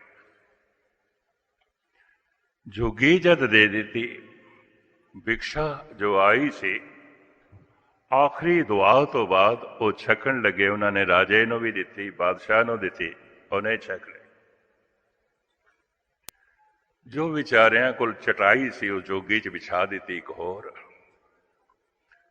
ਜੋ ਫਟਾ ਪੁਰਾਣਾ ਇੱਕ ਕੰਬਲ ਸੀ ਉਹ ਦੇ ਦਿੱਤਾ। ਫਕੀਰ ਆਪਣੀ ਕੁਟੀਆ ਜਦ ਵਿਸ਼ਰਾਮ ਕਰਨ ਲਈ ਜਾਣ ਲੱਗਾ ਹੈ ਤੇ ਬਾਦਸ਼ਾਹ ਨੂੰ ਕਹਿੰਦਾ ਹੈ, ਜੇ ਕਿਸੇ ਚੀਜ਼ ਦੀ ਲੋੜ ਹੋਵੇ ਤੇ ਸਾਨੂੰ ਦੱਸ ਦੇਣਾ। ਜਿਵੇਂ ਮਹਿਮਾਨ ਨੂੰ ਆਦਮੀ ਕਹਿ ਦਿੰਦਾ, ਜੇ ਹੋਰ ਕਿਸੇ ਚੀਜ਼ ਦੀ ਲੋੜ ਹੋਵੇ ਝੁੱਗੀ ਤੁਹਾਨੂੰ ਦੇ ਦਿੱਤੀ, ਇਹ ਭੋਜਨ ਤੁਸੀਂ ਛਕ ਲਿਆ। ਜੇ ਕਿਸੇ ਹੋਰ ਚੀਜ਼ ਦੀ ਲੋੜ ਹੋਵੇ ਤੇ ਸਾਨੂੰ ਦੱਸਣਾ। ਬਾਦਸ਼ਾਹ ਔਖਾ ਹੋ ਕੇ ਕਹਿੰਦਾ, ਕੀ ਦੱਸਾਂਗਾ ਤੁਹਾਨੂੰ, ਇੱਥੇ ਹੈ ਕੀ, ਹੋਰ ਕੀ ਕਰੋਗੇ ਤੁਸੀਂ, ਇਸ ਤੋਂ ਇਲਾਵਾ ਹੋਰ ਕੀ ਕਰੋਗੇ। ਇਹ ਤਿੰਨ ਜੁਗੀਆਂ ਨੇ, ਜੋ ਚਟਾਈ ਤੁਹਾਡੇ ਕੋਲ ਸੀ ਉਹ ਵਿਛਾ ਦਿੱਤੀ ਹੈ ਤੁਸੀਂ, ਜੋ ਫਟਾ ਪੁਰਾਣਾ ਕੰਬਲ ਸੀ ਤੁਸੀਂ ਉਹ ਮੈਨੂੰ ਦੇ ਦਿੱਤਾ ਹੈ, ਜੋ ਭਿਕਸ਼ਾ ਆਈ ਸੀ ਉਹ ਮੈਂ ਖਾ ਲਈ, ਤੁਸੀਂ ਵੀ ਖਾ ਲਈ। ਹੁਣ ਤੁਸੀਂ ਇਹ ਕਹਿੰਦੇ ਹੋ ਕਿਸੇ ਹੋਰ ਚੀਜ਼ ਦੀ ਲੋੜ ਹੋਵੇ ਤੇ ਸਾਨੂੰ ਦੱਸੋ। ਪਰ ਸਵਾਲ ਇਹ ਪੈਦਾ ਹੁੰਦਾ, ਇੱਥੇ ਹੋਰ ਹੈ ਕੀ, ਤੁਸੀਂ ਕੀ ਦੱਸੋਗੇ ਸਾਨੂੰ। ਪਤਾ ਉਸ ਫਕੀਰ ਨੇ ਕੀ ਆਖਿਆ, ਅਸੀਂ ਤੈਨੂੰ ਇਹ ਦੱਸਾਂਗੇ ਕਿ ਜੋਗੀ 'ਚ ਗੁਜ਼ਾਰਾ ਕਿਵੇਂ ਕਰੀਦਾ, ਅਸੀਂ ਤੈਨੂੰ ਇਹ ਦੱਸਾਂਗੇ। ਅਸੀਂ ਤੈਨੂੰ ਇਹ ਦੱਸਾਂਗੇ ਅਸੀਂ ਇੱਥੇ ਕਿਵੇਂ ਰਹਿੰਦੇ ਹਾਂ। ਲੋੜਾਂ ਮਨੁੱਖ ਆਪਣੀਆਂ ਬਹੁਤ ਵਧਾ ਸਕਦਾ ਹੈ, ਵਧਾ ਸਕਦਾ ਹੈ, ਵਧਾ ਸਕਦਾ ਹੈ। ਲੋੜਾਂ ਮਨੁੱਖ ਆਪਣੀਆਂ ਬਹੁਤ ਘਟਾ ਸਕਦਾ ਹੈ, ਘਟਾ ਸਕਦਾ ਹੈ, ਘਟਾ ਸਕਦਾ ਹੈ। ਅਸੀਂ ਤੈਨੂੰ ਦੱਸਾਂਗੇ ਝੁੱਗੀ ਇਹਦੇ 'ਚ ਕਿਵੇਂ ਰਹੀਦਾ। ਸਿਆਣਾ ਸੀ ਬਾਦਸ਼ਾਹ, ਸਮਝ ਗਿਆ ਵਾਕਈ ਇਹ ਗੱਲ ਤੁਸੀਂ ਦੱਸ ਸਕਦੇ ਹੋ। ਸੰਤੁਸ਼ਟ ਮਨੁੱਖ ਹਰ ਜਗ੍ਹਾ ਦੇ 'ਚ ਹਰ ਹਾਲਤ ਦੇ 'ਚ ਆਨੰਦਿਤ ਹੈ। ਅਸੰਤੁਸ਼ਟ ਮਨੁੱਖ ਹਰ ਜਗ੍ਹਾ ਤੇ ਹਰ ਹਾਲਤ ਦੇ 'ਚ ਦੁਖੀ ਹੈ, ਦੁਖੀ ਹੈ, ਕੁਛ ਵੀ ਹੋਵੇ। ਸੰਤੁਸ਼ਟ ਮਨੁੱਖ ਜਗਤ ਦੇ 'ਚ ਵੰਡਦਾ ਹੈ, ਦੇਂਦਾ ਹੈ। ਅਸੰਤੁਸ਼ਟ ਮਨੁੱਖ ਖੋਂਦਾ ਹੈ, ਖੋਂਦਾ ਹੈ। ਅਸੰਤੁਸ਼ਟੀ ਵਿਦਵਾਨਾਂ ਨੇ ਤਿੰਨ ਤਰ੍ਹਾਂ ਦੀ ਮੰਨੀ ਹੈ, ਥੋੜੀ ਜਿਹੀ ਇਹ ਵੀ ਸਰਵਨ ਕਰ ਲਓ। ਪਰਿਵਾਰਕ ਅਸੰਤੁਸ਼ਟੀ, ਵਿਵਹਾਰਕ ਅਸੰਤੁਸ਼ਟੀ, ਵਿਅਕਤੀਗਤ ਅਸੰਤੁਸ਼ਟੀ। ਪਰਿਵਾਰਕ ਅਸੰਤੁਸ਼ਟੀ ਮਿਲਣਗੇ ਲੋਕੀ, ਤੁਹਾਨੂੰ ਜ਼ਰੂਰ ਮਿਲਣਗੇ। ਪਰਿਵਾਰ ਦੇ ਸਾਰੇ ਮੈਂਬਰਾਂ ਤੋਂ ਸੰਤੁਸ਼ਟ ਹੋਣ, ਇਸ ਤਰ੍ਹਾਂ ਦਾ ਦੇਖਣਾ ਬੜਾ ਔਖੀ ਗੱਲ ਹੈ। ਅਕਸਰ ਲੋਕੀ ਗਿਲਾ ਕਰਦੇ ਨੇ, ਜਿਸ ਤਰ੍ਹਾਂ ਦੇ ਬੱਚੇ ਚਾਹੀਦੇ ਨੇ ਵੈਸੇ ਨਹੀਂ ਨੇ, ਜਿਹੋ ਜਿਹਿਆਂ ਦਾ ਪਿਆਰ ਚਾਹੀਦਾ ਸੀ ਵੈਸਾ ਨਹੀਂ ਹੈ, ਜਿਹੋ ਜਿਹਿਆਂ ਦੇ ਮਾਂ-ਬਾਪ ਚਾਹੀਦੇ ਸਨ ਵੈਸੇ ਨਹੀਂ ਨੇ, ਜਿਹੋ ਜਿਹਿਆਂ ਦੀ ਪਤਨੀ ਚਾਹੀਦੀ ਸੀ ਵੈਸੀ ਨਹੀਂ ਹੈ, ਜਿਹੋ ਜਿਹਿਆਂ ਦਾ ਪਤੀ ਚਾਹੀਦਾ ਸੀ ਵੈਸਾ ਨਹੀਂ ਹੈ, ਜਿਹੋ ਜਿਹਿਆਂ ਦਾ ਦੋਸਤ ਮਿੱਤਰ ਚਾਹੀਦਾ ਸੀ ਵੈਸਾ ਨਹੀਂ ਹੈ। ਇਹਨੂੰ ਕਹਿੰਦੇ ਨੇ ਪਰਿਵਾਰਕ ਅਸੰਤੁਸ਼ਟੀ। ਤੇ ਜੋ ਆਪਣੇ ਪਰਿਵਾਰ ਤੋਂ ਅਸੰਤੁਸ਼ਟ ਹੈ ਉਹਦੀਆਂ ਨਜ਼ਰਾਂ ਦੂਜੇ ਦੇ ਘਰ ਦੇ 'ਚ ਆਉਣਗੀਆਂ। ਬੜੀ ਸੁੰਦਰ ਪੰਕਤੀ ਹੈ ਗੁਰੂ ਗ੍ਰੰਥ ਸਾਹਿਬ ਜੀ ਮਹਾਰਾਜ ਦੀ, ਲੋਭਾਦ ਦ੍ਰਿਸ਼ਟ ਪਰ ਗ੍ਰਹਿੰ ਜਦ ਵਿਦ ਆਚਰਣ। ਅਸੰਤੁਸ਼ਟ ਮਨੁੱਖ ਦੀ ਨਜ਼ਰਾਂ ਚੋਰ ਆਉਂਦੀਆਂ ਨੇ, ਹਰ ਵਕਤ ਦੂਜੇ ਦੇ ਘਰ ਤੇ, ਦੂਜੇ ਦੇ ਤਨ ਤੇ, ਦੂਜੇ ਦੇ ਧਨ ਤੇ, ਕਿਉਂਕਿ ਆਪਣੇ ਵਿੱਚ ਤੇ ਅਸੰਤੁਸ਼ਟ ਹੈ। ਇਹਦੇ ਹੱਥ ਚੋਰ ਨਹੀਂ ਨੇ, ਇਹਦੀਆਂ ਨਜ਼ਰਾਂ ਚੋਰ ਨੇ। ਇਹਦੇ ਹੱਥ ਤੇ ਦੂਜੇ ਦੇ ਘਰ ਤੱਕ ਨਹੀਂ ਗਏ, ਇਹਦੀਆਂ ਨਜ਼ਰਾਂ ਚਲੀਆਂ ਗਈਆਂ। ਇਹਦੇ ਹੱਥ ਤੇ ਦੂਜੇ ਦੇ ਤਨ ਤੱਕ ਨਹੀਂ ਗਏ, ਇਹਦੀਆਂ ਨਜ਼ਰਾਂ ਚਲੀਆਂ ਗਈਆਂ। ਇਹਦੀਆਂ ਨਜ਼ਰਾਂ ਚੋਰ ਨੇ, ਇਹਦੀਆਂ ਨਜ਼ਰਾਂ ਡਕੈਤ ਨੇ। ਪਤਾ ਹੈ ਗੁਰੂ ਨਾਨਕ ਦੇਵ ਜੀ ਮਹਾਰਾਜ ਕੀ ਕਹਿੰਦੇ ਨੇ, ਦ੍ਰਿਸ਼ਟ ਬਿਕਾਰੀ ਬੰਧਨ ਬਾਂਧੇ ਹਉ ਤਾਂ ਕੇ ਬਲ ਜਾਏ। ਜਿਹਨੇ ਆਪਣੇ ਹੱਥਾਂ ਨੂੰ ਰੋਕਿਆ ਮਹਾਰਾਜ ਉਸ ਦਾ ਨਹੀਂ ਕਹਿੰਦੇ ਮੈਂ ਉਸ ਤੋਂ ਸਦਕੇ ਜਾਂਦਾ, ਜਿਹਨੇ ਆਪਣੀਆਂ ਨਜ਼ਰਾਂ ਨੂੰ ਰੋਕਿਆ। ਪਰਾਏ ਧਨ ਤੇ ਨਹੀਂ ਟਿਕਣਾ, ਪਰਾਏ ਤਨ ਤੇ ਨਹੀਂ ਟਿਕਣਾ। ਇਸ ਤਰੀਕੇ ਨਾਲ ਜਿਨ੍ਹਾਂ ਨੇ ਆਪਣੀ ਨਜ਼ਰਾਂ ਨੂੰ ਰੋਕ ਲਿਆ, ਗੁਰੂ ਨਾਨਕ ਦੇਵ ਜੀ ਮਹਾਰਾਜ ਕਹਿੰਦੇ ਨੇ ਮੈਂ ਉਸ ਤੋਂ ਸਦਕੇ ਜਾਂਦਾ, ਮੈਂ ਉਸ ਤੋਂ ਕੁਰਬਾਨ ਜਾਂਦਾ। ਜਿਹੜਾ ਅੱਜ ਆਪਣੀਆਂ ਨਜ਼ਰਾਂ ਨੂੰ ਨਹੀਂ ਰੋਕ ਸਕਿਆ, ਕੱਲ ਆਪਣੇ ਹੱਥਾਂ ਨੂੰ ਵੀ ਨਹੀਂ ਰੋਕ ਸਕੇਗਾ। ਅੱਜ ਆਪਣੀਆਂ ਨਿਗਾਹਾਂ ਨੂੰ ਨਹੀਂ ਰੋਕ ਸਕਿਆ, ਕੱਲ ਆਪਣੇ ਪੈਰਾਂ ਨੂੰ ਵੀ ਨਹੀਂ ਰੋਕ ਸਕੇਗਾ। ਅੱਜ ਇਸ ਦੀਆਂ ਨਜ਼ਰਾਂ ਚੋਰ ਨੇ, ਕੱਲ ਇਸ ਦੇ ਹੱਥ ਚੋਰ ਹੋਣਗੇ। ਪਰ ਹੱਥਾਂ ਨੂੰ ਮਨੁੱਖ ਰੋਕਦਾ ਹੈ ਕਿਉਂਕਿ ਹੱਥਕੜੀਆਂ ਨੇ, ਸਮਾਜ ਹੈ, ਕਾਨੂੰਨ ਹੈ। ਪੈਰਾਂ ਨੂੰ ਮਨੁੱਖ ਰੋਕਦਾ ਹੈ ਕਿਉਂਕਿ ਬੇੜੀਆਂ ਨੇ, ਜੇਲ੍ਹ ਹੈ। ਸਮਾਜ ਤੇ ਕਾਨੂੰਨ ਮਨੁੱਖ ਦੇ ਹੱਥਾਂ ਨੂੰ ਰੋਕਦੇ ਨੇ, ਮਨੁੱਖ ਦੇ ਪੈਰਾਂ ਨੂੰ ਰੋਕਦੇ ਨੇ। ਧਰਮ, ਪਰਮਾਤਮਾ ਦਾ ਗਿਆਨ, ਗੁਰੂ ਦਾ ਭੈ ਮਨੁੱਖ ਦੀਆਂ ਨਜ਼ਰਾਂ ਨੂੰ ਰੋਕਦਾ। ਔਰ ਗੁਰੂ ਦਾ ਭੈ ਨਹੀਂ, ਗੁਰੂ ਦਾ ਗਿਆਨ ਨਹੀਂ, ਇਸ ਮਨੁੱਖ ਦੀਆਂ ਨਜ਼ਰਾਂ ਕਾਬੂ 'ਚ ਨਹੀਂ ਆਉਣਗੀਆਂ। ਪਰਿਵਾਰਕ ਅਸੰਤੁਸ਼ਟੀ ਤੋਂ ਬਾਅਦ ਵਿਵਹਾਰਿਕ ਅਸੰਤੁਸ਼ਟੀ, ਜੈਸੀ ਧਨ ਸੰਪਦਾ ਕੋਲ ਹੈ, ਸੰਤੁਸ਼ਟ ਨਹੀਂ ਹੈ, ਨਹੀਂ ਹੈ। ਜੈਸੀ ਇਸ ਦੀ ਪ੍ਰਾਲਬਧ ਹੈ, ਸੰਤੁਸ਼ਟ ਨਹੀਂ ਹੈ। ਹਰ ਵਕਤ ਇਸ ਦੀਆਂ ਨਜ਼ਰਾਂ ਦੂਜੇ ਦੇ ਧਨ ਤੇ, ਦੂਜੇ ਦੇ ਧਨ ਤੇ। ਕਹਿੰਦੇ ਨੇ ਧਨ ਵੇਖਣਾ ਹੋਵੇ ਉਸ ਦਾ ਵੇਖੋ ਜੋ ਆਪਣੇ ਤੋਂ ਪਿੱਛੇ ਹੈ, ਧਰਮ ਵੇਖਣਾ ਹੋਵੇ ਉਹਦਾ ਵੇਖੋ ਜੋ ਆਪਣੇ ਤੋਂ ਅੱਗੇ ਹੈ। ਆਪਣੇ ਤੋਂ ਅੱਗੇ ਹੈ ਤਾਂ ਧਰਮ ਦੀ ਦੁਨੀਆ 'ਚ ਗਤੀ ਹੋ ਸਕਦੀ ਹੈ, ਵਰਨਾ ਨਹੀਂ ਹੋ ਸਕਦੀ। ਧਨ ਵੇਖਣਾ ਹੈ ਉਸ ਦਾ ਵੇਖੋ ਜੋ ਆਪਣੇ ਤੋਂ ਪਿੱਛੇ ਹੈ, ਤਾਂ ਕਿ ਸੰਤੁਸ਼ਟੀ ਪੈਦਾ ਹੋਵੇ, ਸਬਰ ਪੈਦਾ ਹੋਵੇ।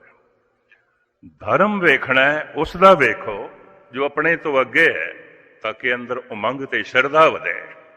ਅਸੀਂ ਕੀ ਕਰਦੇ ਹਾਂ? ਧਨ ਵੇਖਣਾ ਹੈ ਉਸ ਦਾ ਜੋ ਆਪਣੇ ਤੋਂ ਅੱਗੇ, ਤੋਂ ਤ੍ਰਿਸ਼ਨਾ ਪ੍ਰਦਾਨ ਹੋ ਜਾਂਦੀ ਹੈ। ਧਰਮ ਵੇਖਣਾ ਹੈ ਉਸ ਦਾ ਜੋ ਆਪਣੇ ਤੋਂ ਪਿੱਛੇ, ਉਹਨੇ ਕਿਹੜਾ ਅੰਮ੍ਰਿਤ ਛਕਿਆ ਜੋ ਮੈਂ ਛਕ ਲਵਾਂ, ਉਹ ਕਿਹੜਾ ਰੋਜ਼ ਗੁਰਦੁਆਰੇ ਜਾਂਦਾ ਜੋ ਮੈਂ ਜਾਵਾਂ, ਉਹ ਕਿਹੜਾ ਨਿਤਨੇਮ ਕਰਦਾ ਜੋ ਮੈਂ ਕਰਾਂ, ਉਹ ਵੀ ਨਹੀਂ ਕਰਦਾ। ਅਕਸਰ ਮਨੁੱਖ ਧਰਮ ਵੇਖਦਾ ਉਹਨਾਂ ਦਾ ਜੋ ਆਪਣੇ ਤੋਂ ਪਿੱਛੇ ਨੇ। ਇਹ ਮਨੁੱਖ ਧਰਮ ਦੀ ਦੁਨੀਆ 'ਚ ਪਛੜ ਜਾਏਗਾ, ਲਾਜ਼ਮੀ ਪਛੜ ਜਾਏਗਾ। ਪਛੜਿਆ ਇਹਨੂੰ ਵੇਖ ਕੇ ਪਛੜ ਜਾਏਗਾ, ਲਾਜ਼ਮੀ ਪਛੜ ਜਾਏਗਾ। ਔਰ ਸਾਰੀ ਦੁਨੀਆ ਦੇ ਲੋਕੀ ਪਛੜ ਰਹੇ ਨੇ ਕਿਉਂਕਿ ਪਛੜਿਆ ਹੋਇਆ ਨੂੰ ਦੇਖਦੇ ਨੇ। ਉਹਨੇ ਕਿਹੜਾ ਅੰਮ੍ਰਿਤ ਛਕਿਆ, ਉਹ ਕਿਹੜਾ ਗੁਰੂ ਦੀ ਰਹਿਤ ਬਹਿਤ ਰੱਖਦਾ, ਉਹ ਕਿਹੜਾ ਅੰਮ੍ਰਿਤ ਵੇਲੇ ਉੱਠਦਾ, ਉਹ ਕਿਹੜਾ ਜਪ ਤਪ ਕਰਦਾ ਜੋ ਮੈਂ ਕਰਾਂ। ਤੋ ਖੈਰ ਮੁਖਤਸਰ ਮੈਂ ਅਰਜ਼ ਕਰਾਂ, ਪਰਿਵਾਰਿਕ ਅਸੰਤੁਸ਼ਟੀ, ਵਿਵਹਾਰਿਕ ਅਸੰਤੁਸ਼ਟੀ ਤੋਂ ਬਾਅਦ ਇੱਕ ਤੀਜੀ ਅਸੰਤੁਸ਼ਟੀ ਮੰਨਦੇ ਨੇ, ਉਹ ਭਗਤਾਂ ਦੇ ਅੰਦਰ ਆਉਂਦੀ ਹੈ, ਵਿਅਕਤੀਗਤ ਅਸੰਤੁਸ਼ਟੀ। ਇਹ ਕੀ ਆਉਂਦੀ ਹੈ?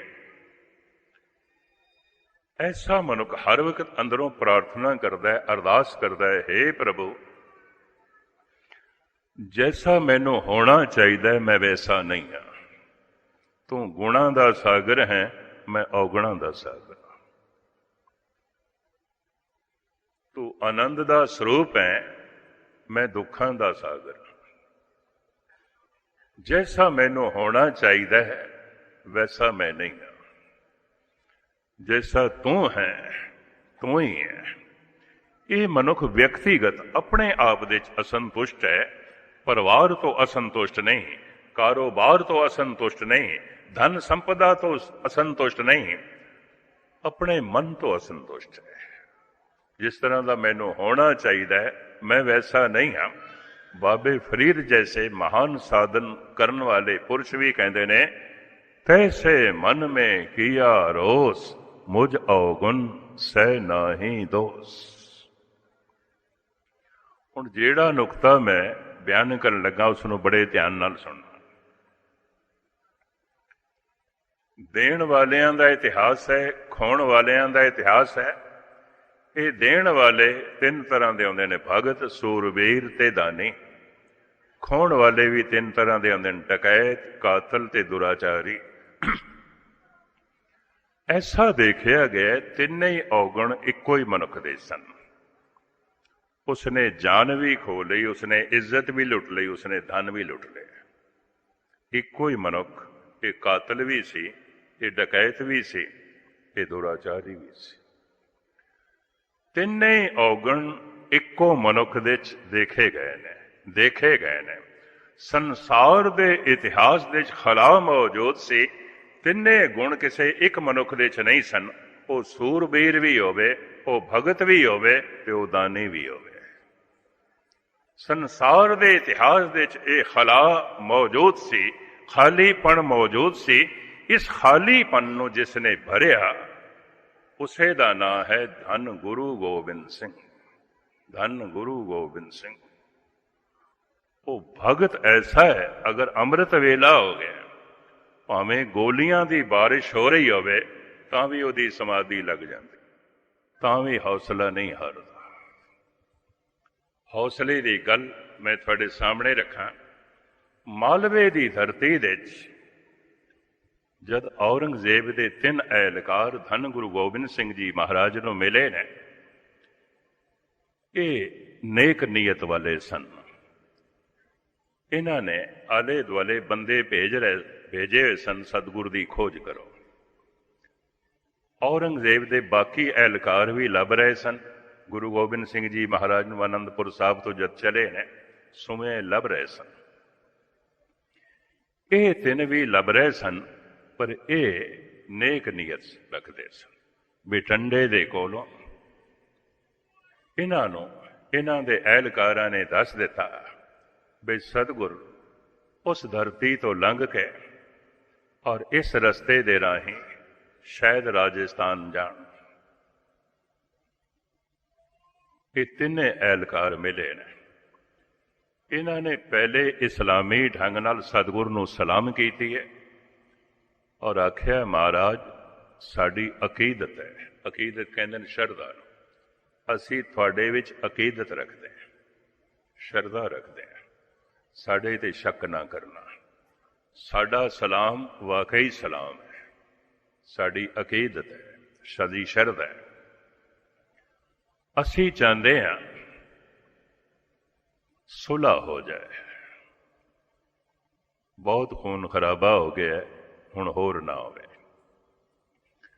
ਸਤਿਗੁਰ ਕਹਿੰਦੇ ਨੇ ਅੰਦਰ ਹਰ ਵਕਤ ਹੀ ਸੁਲ੍ਹਾ ਹੀ ਸੁਲ੍ਹਾ ਹੈ, ਕਰੋ।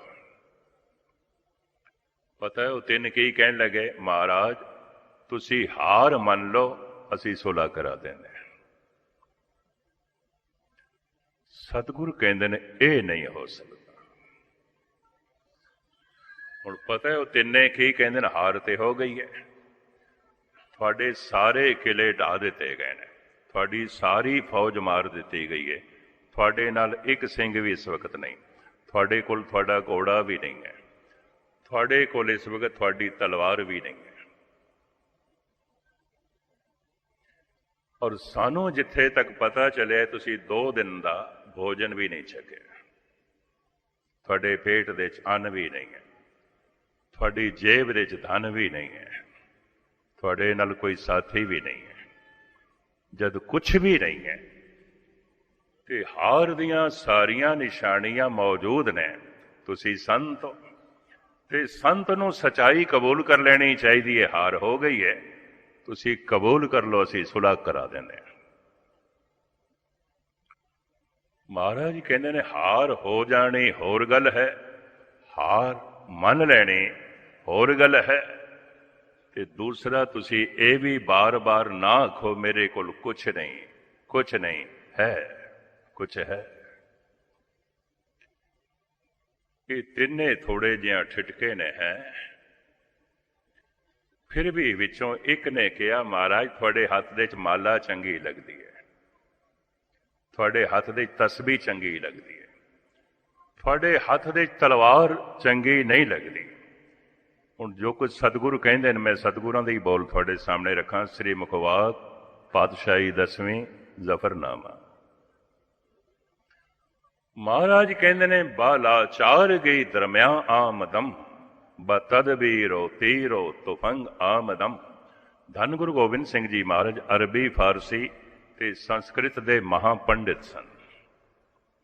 ਜਾਪ ਸਾਹਿਬ 3 ਭਾਸ਼ਾਵਾਂ ਦਾ ਸੰਗਮ ਹੈ। ਇਸ ਵਾਸਤੇ ਜਾਪ ਸਾਹਿਬ ਔਖੀ ਬਾਣੀ ਹੈ। ਅਰਬੀ, ਫਾਰਸੀ, ਸੰਸਕ੍ਰਿਤ ਦਾ ਸੰਗਮ ਹੈ। ਇੱਕੋ ਇੱਕ ਪੰਕਤੀ 'ਚ 3 ਭਾਸ਼ਾਵਾਂ ਆ ਜਾਣਗੀਆਂ, ਔਖਾ ਹੈ। ਬਾਲਾਚਾਰ ਗਈ ਦਰਮਿਆ ਆਮਦਮ, ਬਤਦਬੀਰੋ ਤੀਰੋ ਤੁਫੰਗ ਆਮਦਮ। ਐ ਔਰੰਗਜ਼ੇਬ ਦੇ ਐਲਕਾਰੋ ਸੁਣ ਲਓ, ਮੈਂ ਲਾਚਾਰ ਹੋ ਕੇ ਤਲਵਾਰ ਚੁੱਕੀਏ ਖੁਸ਼ੀ ਨਾਲ ਨਹੀਂ। ਤਲਵਾਰ ਚੁੱਕਣਾ ਮੇਰੀ ਖੁਸ਼ੀ ਨਹੀਂ ਹੈ। ਰੱਬ ਨਾਲ ਜੁੜਨਾ ਤੇ ਜਗਤ ਨੂੰ ਜੋੜਨਾ ਮੇਰੀ ਖੁਸ਼ੀ ਹੈ। ਤਲਵਾਰ ਚੁੱਕਣਾ ਮੇਰੀ ਮਜਬੂਰੀ ਹੈ। ਮਜਬੂਰੀ ਹੈ। ਕੀ ਮਜਬੂਰੀ ਹੈ? ਦੂਸਰੀ ਪੰਕਤੀ ਦੱਸਦੇ ਨੇ ਸਤਿਗੁਰੂ, ਕੋਈ ਜ਼ਾਲਮ ਚੱਲਦੇ ਆਪਣੇ ਪੈਰਾਂ ਦੇ ਥੱਲੇ ਮਜ਼ਲੂਮ ਨੂੰ, ਕਮਜ਼ੋਰ ਨੂੰ, ਦੇਸ਼ ਨੂੰ ਤੇ ਦੇਸ਼ ਦੀ ਸੰਸਕ੍ਰਿਤੀ ਨੂੰ ਮਿਟਾਵੇ।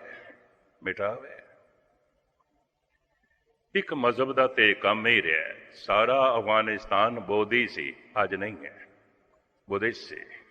ਉਜ਼ਬੇਕਿਸਤਾਨ, ਤੁਰਕਮੇਨਿਸਤਾਨ, ਈਰਾਨ ਸਾਰੇ ਦਾ ਸਾਰਾ ਆਰੀਆ ਸੀ, ਹਿੰਦੂ ਸੀ, ਅੱਜ ਨਹੀਂ ਹੈ। ਇੰਡੋਨੇਸ਼ੀਆ ਸਾਰੇ ਦਾ ਸਾਰਾ ਹਿੰਦੂ ਸੀ, ਅੱਜ ਨਹੀਂ ਹੈ।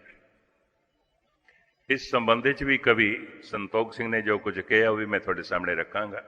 ਮੁਖਤਸਰ ਮੈਂ ਅਰਜ਼ ਕਰਾਂ, ਮਹਾਰਾਜ ਕਹਿੰਦੇ ਨੇ ਕੋਈ ਜ਼ਾਲਮ ਆਪਣੇ ਪੈਰਾਂ ਦੇ ਤਲੇ ਦੇਸ਼ ਦਾ ਧਰਮ, ਦੇਸ਼ ਦੀ ਸੰਸਕ੍ਰਿਤੀ ਤੇ ਮਜ਼ਲੂਮਾਂ ਨੂੰ ਲਿਤਾੜੇ, ਮੈਂ ਹੱਥ ਜੋੜ ਕੇ ਉਹਦੇ ਪੈਰਾਂ ਨੂੰ ਰੋਕਣ ਦੀ ਕੋਸ਼ਿਸ਼ ਕਰਾਂਗਾ। ਬਈ ਆਪਣੇ ਪੈਰ ਰੋਕ, ਤੇਰੇ ਕਦਮਾਂ ਦੇ ਥੱਲੇ ਦੇਸ਼ ਦੀ ਸੰਸਕ੍ਰਿਤੀ, ਦੇਸ਼ ਦਾ ਧਰਮ ਔਰ ਮਜ਼ਲੂਮ ਲਿਤਾੜੇ ਜਾਂਦੇ। ਤੂੰ ਆਪਣੇ ਕਦਮ ਰੋਕ। ਜੇ ਉਹ ਆਪਣੇ ਕਦਮ ਨਹੀਂ ਰੋਕਦਾ, ਮਹਾਰਾਜ ਕਹਿੰਦੇ ਨੇ ਉਹਦੇ ਕਦਮਾਂ ਨੂੰ ਤੋੜ ਕੇ ਉਹਨੂੰ ਰੋਕਣਾ ਮੈਂ ਆਪਣਾ ਧਰਮ ਸਮਝਦਾ। ਮੈਂ ਆਪਣਾ ਧਰਮ ਸਮਝਦਾ। ਚੂੰ ਕਾਰਜ ਹਮਾ ਹੀਰ ਤੇ ਦਰਗੁਯਸਤ, ਹਲਾਲ ਅਸਤ ਬੁਰਦਮ ਬ ਸ਼ਮਸ਼ੀਰ ਦਸਤ। ਬੜੇ ਕੀਮਤੀ ਬੋਲ। ਹਲਾਲ ਹੈ, ਜਾਇਜ਼ ਹੈ ਉਸ ਵਕਤ ਤਲਵਾਰ ਚੁੱਕ ਲੈਣੀ ਤੇ ਜ਼ਾਲਮ ਦੇ ਕਦਮਾਂ ਨੂੰ ਰੋਕਣਾ। ਪਰ ਪਤਾ ਐਲਕਾਰ ਬੜੇ ਸਿਆਣੇ ਸਨ। ਮਹਾਰਾਜ ਹੁਣ ਤੇ ਤਲਵਾਰ ਵੀ ਕੋਈ ਨਹੀਂ ਤੁਹਾਡੇ ਕੋਲ, ਨਹੀਂ ਹੈ। ਹੁਣ ਬਿਹਤਰ ਹੋਵੇਗਾ ਜਦ ਹੈ ਹੀ ਨਹੀਂ ਕੁਝ, ਹਾਰ ਮੰਨ ਲਓ, ਹਾਰ ਮੰਨ ਲਓ।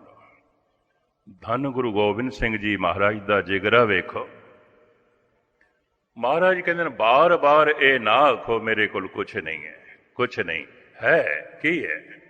ਤਾਂ ਹੁਣ ਬੜੇ ਧਿਆਨ ਨਾਲ ਸੁਣਨਾ।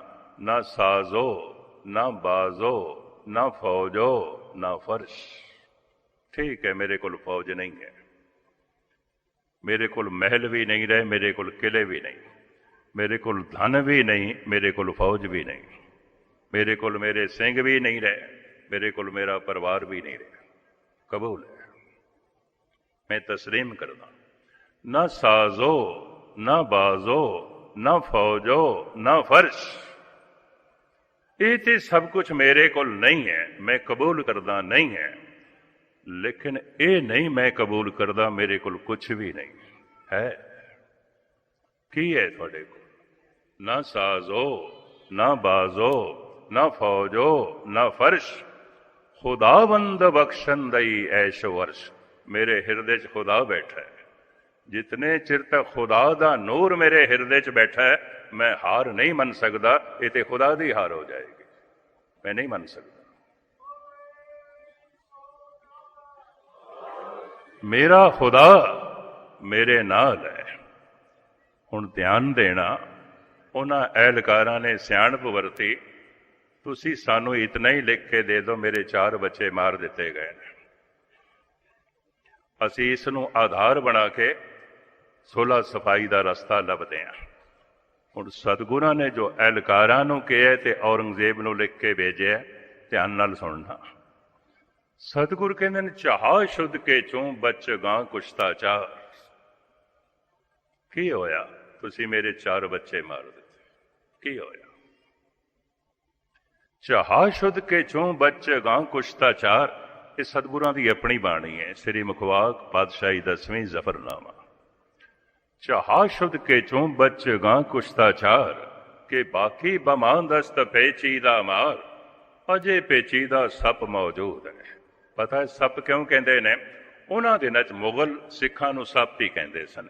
ਇਹ ਮਾਰਮੀ ਰਫਤੀ, ਇਹ ਮਾਰਮੀ ਆਮਦ, ਇਹ ਸੱਪ ਆ ਰਿਹਾ, ਇਹ ਸੱਪ ਜਾ ਰਿਹਾ। ਸਿੱਖ ਨੂੰ ਸਿੱਖ ਨਹੀਂ ਕਹਿੰਦੇ ਸਨ। ਮਾਰ ਕਹਿੰਦੇ ਸਨ। ਮਹਾਰਾਜ ਕਹਿੰਦੇ ਨੇ ਅਸੀਂ ਜ਼ਾਲਮ ਦੇ ਲਈ, ਦੁਸ਼ਟ ਦੇ ਲਈ ਜ਼ਹਿਰ ਹਾਂ, ਅਸੀਂ ਮਜ਼ਲੂਮ ਦੇ ਲਈ, ਅਸੀਂ ਦੇਸ਼ ਦੇ ਲਈ ਅੰਮ੍ਰਿਤ ਹਾਂ।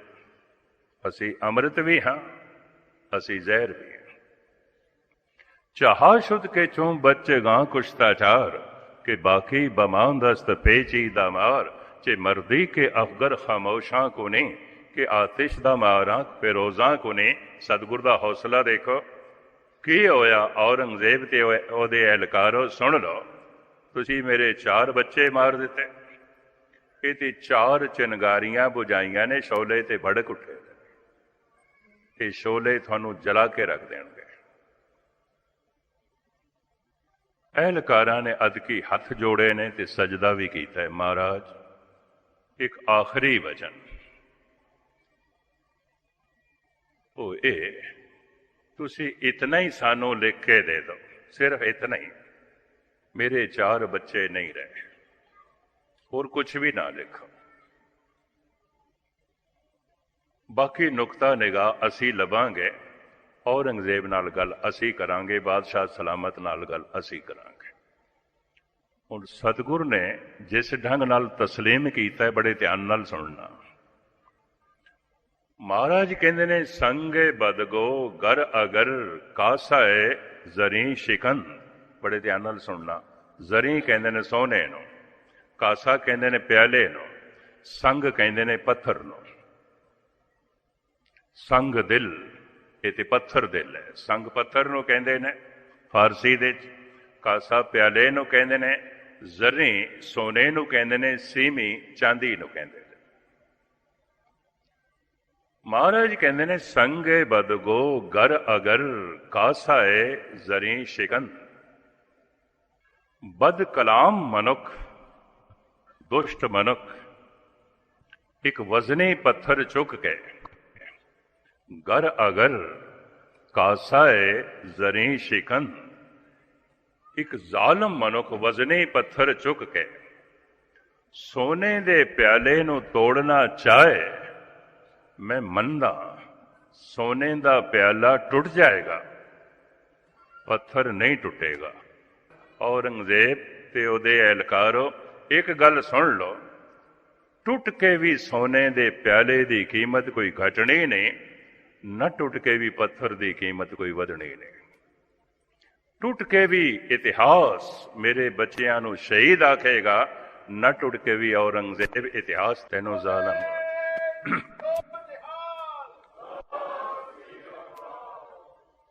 उन्हां 3 एहलकारां ने सजदा कीता है कि रूहे जमीन दे पहली दफा एक ऐसा औलिया देख रहे हैं जो बिल्कुल अल्लाह दा ही रूप है, अल्लाह दा ही रूप। शायद आपनों पता हो 52 कवियां दे चों कवि जमाल हुसैन भी सन। उन्होंने रुबाई विच कही दिता है, तजल्ला तेरी जात का सूबसू है,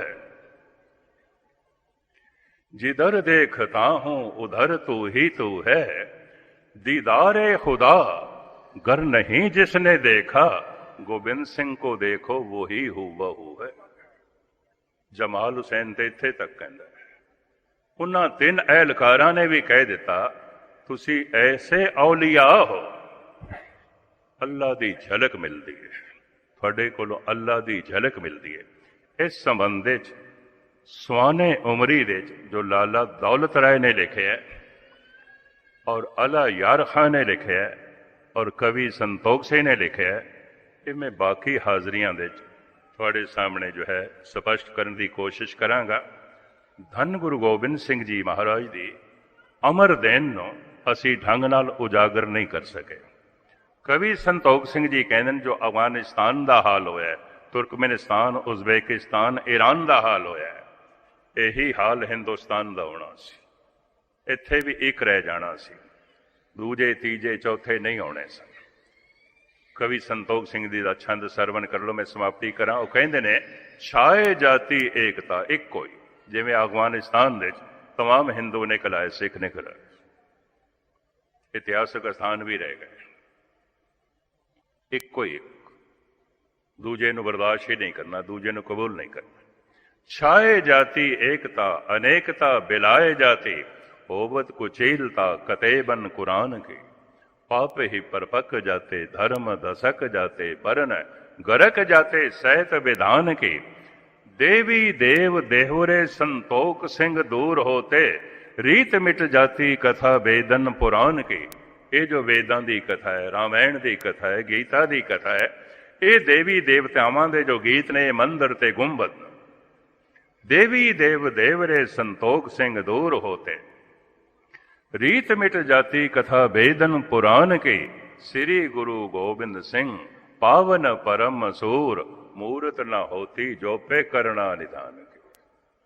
ये बख्शिश भरी मूर्ति जे ना होंदी, ना भारत दे बौद्ध धर्म होना सी, ना जैन धर्म, ना हिंदू धर्म। एक कोई चाहे जाति एकता, ये धन गुरु गोबिंद सिंह जी महाराज दी देन, उन्हां दी बख्शिश।